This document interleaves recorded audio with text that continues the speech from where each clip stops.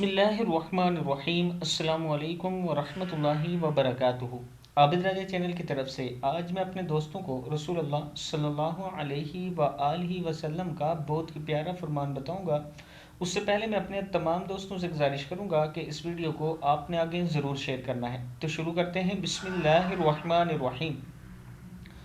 हुज़ूर पाक सल्लल्लाहु अलैहि वआलिहि वसल्लम ने फरमाया, बदनसीब है वो शख्स जो वालिदैन की खिदमत करके इनकी दुआ नहीं लेता और लोगों से कहता फिरता है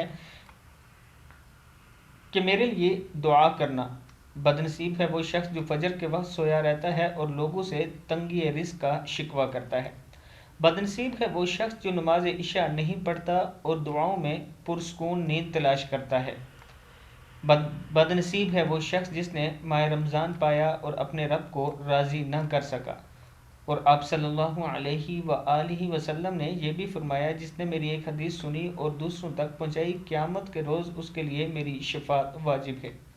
इस वीडियो को आप दोस्तों ने आगे ज़्यादा से ज़्यादा शेयर करना है। अस्सलामु अलैकुम वरहमतुल्लाहि वबरकातुहू।